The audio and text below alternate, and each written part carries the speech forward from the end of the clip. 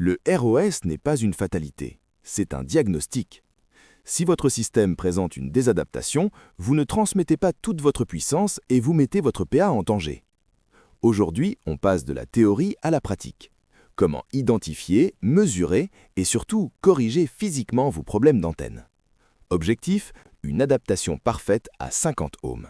Pour résoudre un problème, il faut savoir le mesurer. Le ROS-mètre analogique suit une procédure rigoureuse.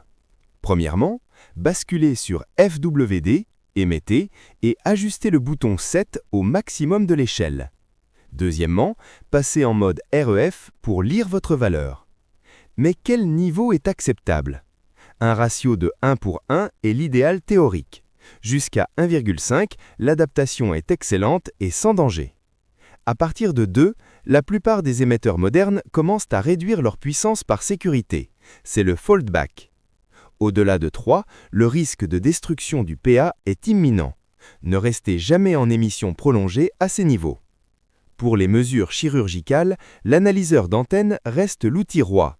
Il vous donne l'impédance complexe R plus JX pour comprendre si votre antenne se comporte comme une bobine ou un condensateur. Le premier réglage est toujours mécanique. Une antenne doit être à la résonance. Voici la méthode.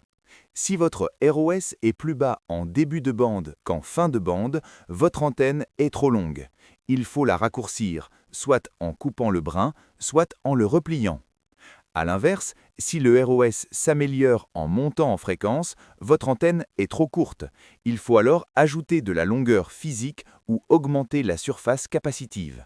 C'est l'étape fondamentale de toute installation sérieuse. Parfois, le problème ne vient pas de l'antenne, mais de son voisinage.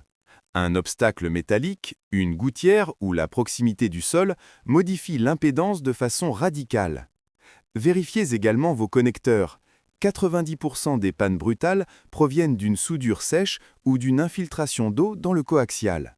Avant de toucher au réglage de l'antenne, assurez-vous que votre ligne de transmission est parfaitement intègre. Si le réglage physique ne suffit pas, la boîte d'accord intervient. Son rôle est de transformer l'impédance pour que votre émetteur voie enfin 50 ohms. Mais attention, la boîte d'accord est un pansement, pas un remède. Elle permet au PA de délivrer sa puissance sans chauffer, mais elle ne supprime pas les pertes dans le câble. Utilisez-la pour le peaufinage final, mais ne l'utilisez jamais pour masquer une antenne totalement défaillante. En résumé, pour une station performante, vérifiez vos câbles, trouvez le point de résonance avec un analyseur, ajustez la longueur physique et utilisez votre boîte d'accord pour les derniers détails. Une antenne bien réglée, c'est l'assurance d'un signal fort et d'un matériel qui dure des décennies. Bonne chasse au ROS et à bientôt sur les ondes.